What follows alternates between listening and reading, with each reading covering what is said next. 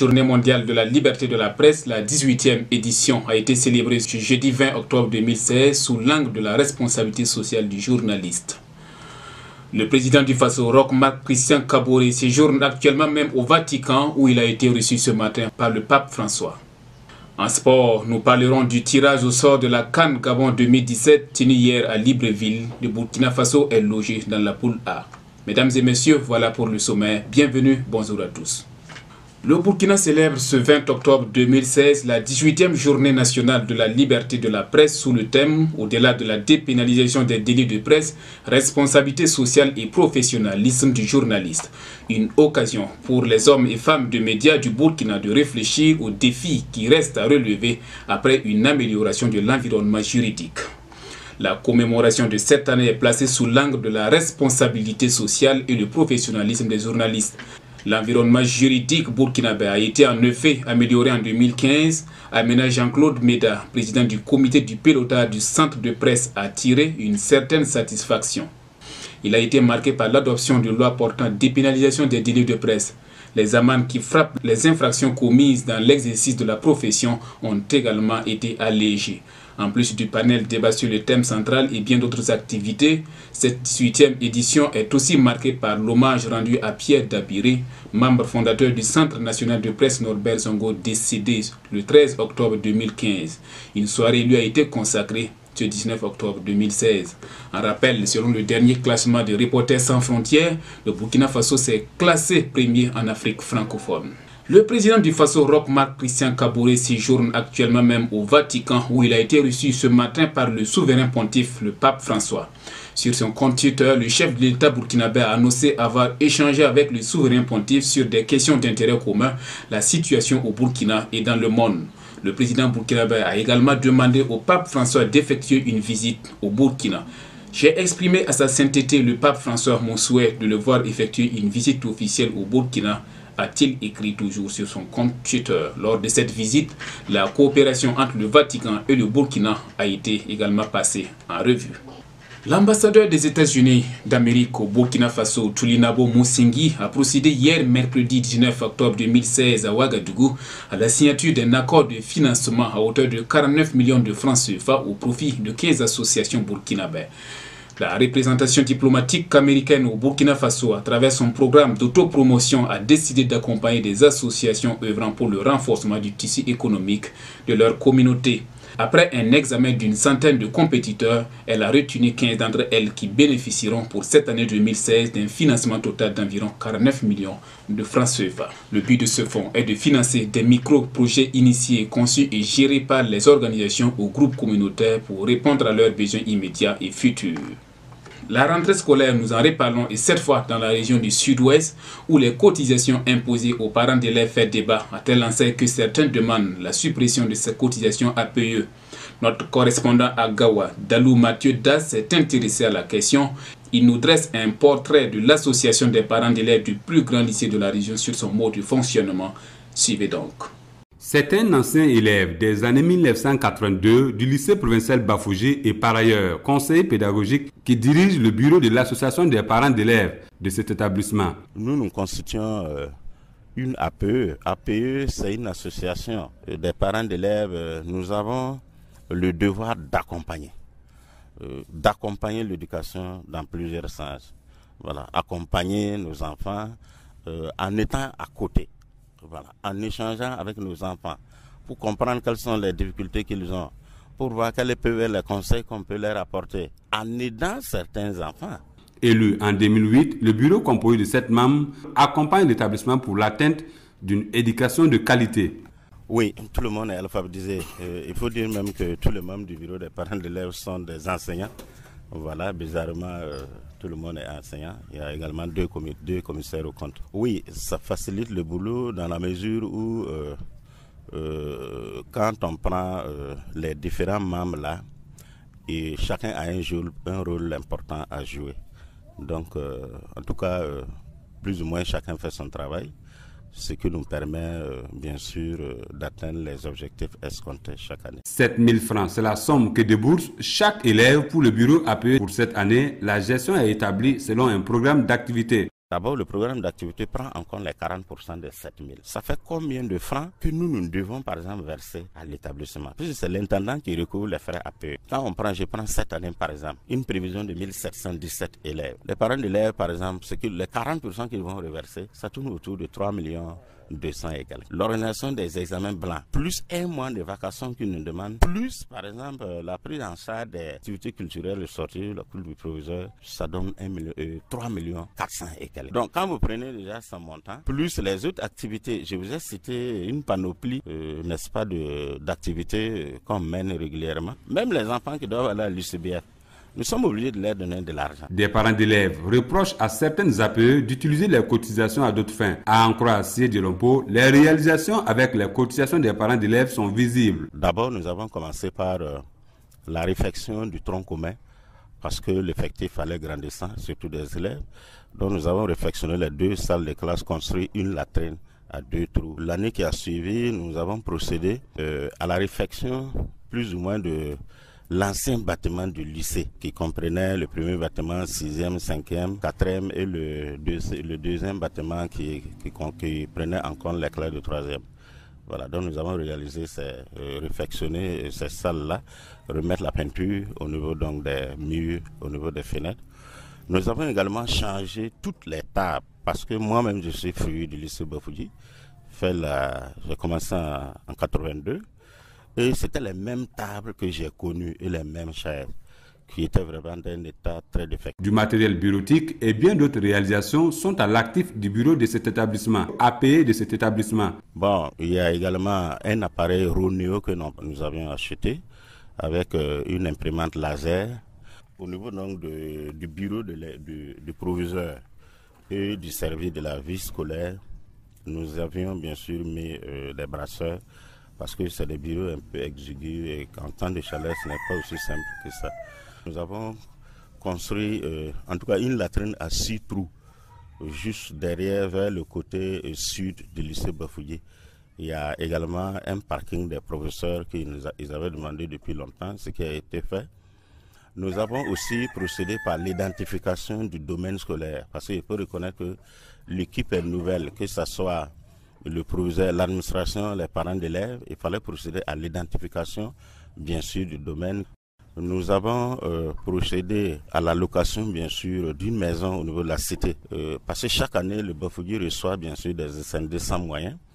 Et en son temps, avec le proviseur, M. Bazemo, il nous a conseillé de voir dans quelle mesure on pourrait trouver une maison pour les SNT qui viennent au niveau donc pour travailler au lycée Bafouillé. Il y a une sirène que nous avons achetée l'année dernière.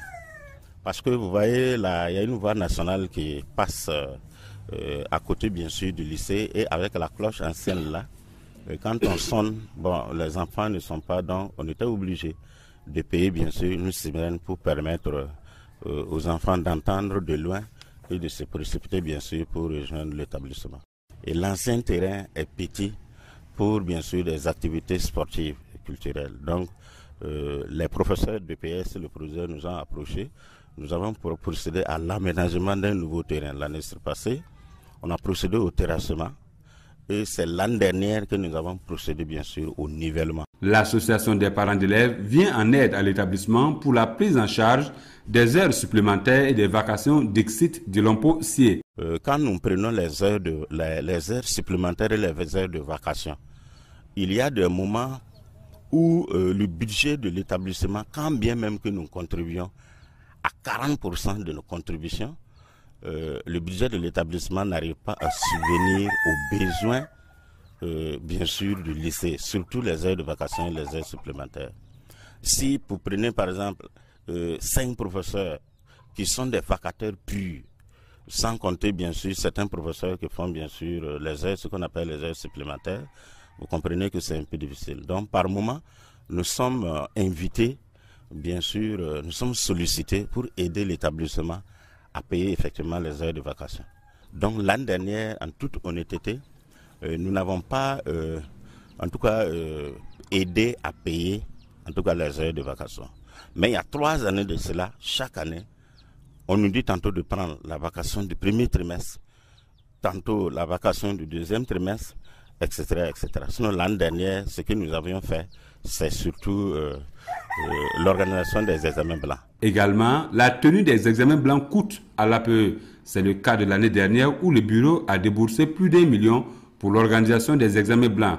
Aujourd'hui, à l'ère que je parle, il faut dire que les examens blancs sont organisés au taux national, comme si c'était le vrai examen, au BEPC comme au bac.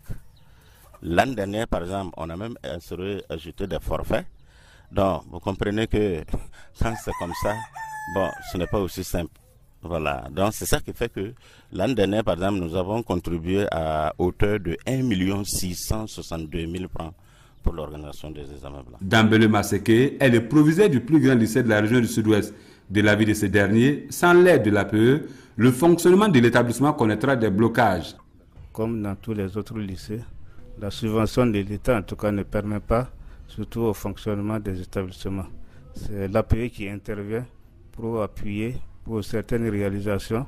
Voilà, sinon, aujourd'hui, les lycées en tout cas seraient bloqués à un moment donné, sans l'intervention de l'APE. À ceux qui récusent l'utilité de la présence des APE dans les établissements, Dambele Maseke, proviseur du lycée provincial Bafouji, répond. Bien, dissoudre les APE, c'est peut-être revoir encore la structuration ou encore en tout cas trouver d'autres textes pour que ils puissent appuyer davantage les établissements, parce que souvent effectivement ce n'est pas facile quand on pose certains problèmes. Bon, souvent ils disent que ce n'est pas leur domaine d'intervention, parce que généralement par exemple la subvention pour la vacation arrive très tardivement, mais bien d'avant on voudrait effectivement que l'APE quand même aide à régler ce problème de vacation pour le bon déroulement des activités pédagogiques. Mais il arrive des moments où l'APE dit que ça c'est le rôle de l'État. Or, si cette subvention-là est en retard, bon, on voit également le désagrément que ça peut créer, parce que souvent les élèves ne peuvent pas comprendre effectivement qu'on ne paye pas les professeurs, surtout vacataires. Les difficultés auxquelles est confrontée l'association des parents d'élèves sont liées au manque d'infrastructures. Bon, les difficultés sont nombreuses, il faut le reconnaître. Les difficultés sont nombreuses, mais c'est comme je l'ai dit tantôt, présentement là, nous sommes confrontés à un problème surtout d'infrastructure d'accueil. Voilà, ça fait que la plupart des élèves ou des parents qui sollicitent la place au niveau de Bafouji, les places sont réellement limitées. Il y a également d'autres difficultés, si vous voulez, en rapport avec le manque des professeurs, parce que c'est vrai que je ne suis pas bien placé pour le dire, mais ce sont des difficultés tout de même, dans la mesure où quand il y a manque de professeurs, le lycée est obligé de prendre en tâche avec des professeurs vacataires, ce qui fait élever bien sûr le coût des frais de vacation et des frais supplémentaires. À cet effet, le premier responsable du lycée provincial Bafouji de Gawa invite le bureau à payer de son établissement à plus de soutien conséquent au profit des élèves. Nous voudrons quand même que l'APE s'investisse davantage, surtout dans la réalisation de certains projets, voilà, surtout l'aménagement d'un terrain, effectivement, qu'ils avaient commencé, ce n'est pas encore fini. Il y a également le soutien, en tout cas, à l'organisation des examens blancs, voilà, qui cause généralement aussi un problème. Il y a également peut-être la réfection de certains bâtiments.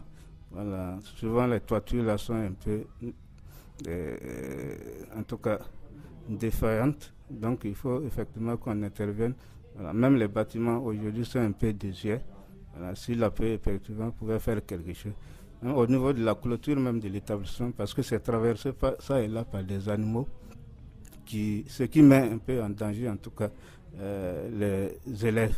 Et surtout les usagers qui traversent le terrain même au moment du sport. Ces préoccupations sont prises en compte dans le programme d'activité de l'APE Bafouji, selon son président Djolompo Sie. L'année dernière, en décembre 2015, j'ai défendu un dossier que nous avons déposé à FICOD pour la construction et l'équipement de 6 salles de classe au compte du lycée provincial Bafouji. Il y a également la clôture du domaine. Bon, mais la clôture du domaine, nous trouvons que ce n'est pas aussi pressé que ça. Nous préférons des salles de classe d'abord s'il y a les moyens avant de songer à la clôture. Sinon, c'est aussi une priorité. Et c'est ça aussi les perspectives que nous avons notées. Vivement que les APE dans les différents établissements de la région du Sud-Ouest contribuent au développement d'une éducation de qualité dans nos lycées. En sport, le Burkina Faso, à l'instar des autres nations qualifiées pour la Coupe d'Afrique des Nations Gabon 2017, connaît depuis hier soir ses adversaires du premier tour à l'issue du tirage au sort. Le Burkina Faso hérite du groupe A en compagnie du pays organisateur, le Gabon. Les deux nations qui complètent ce groupe sont le Cameroun et la Guinée-Bissau. Le premier match de Jet-Talon, ce sera contre les Lions indomptables du Cameroun le 22 janvier 2016 à Libreville. Dans le groupe B, l'Algérie est classée avec la Tunisie, le Sénégal et le Zimbabwe. Dans le groupe C, la Côte d'Ivoire, la RD Congo, le Maroc et le Togo vont s'affronter. Et enfin, dans le groupe D, le Ghana, le Mali, l'Égypte et l'Ouganda se mesureront. La 31e édition de la CAN aura lieu du 21 janvier au 12 février 2016. Voilà, mesdames et messieurs, c'est sportivement que s'achève ce journal. Merci à vous tous qui l'avez suivi. L'actualité continue sur www.radiob24.com. À très bientôt pour d'autres points de l'actualité.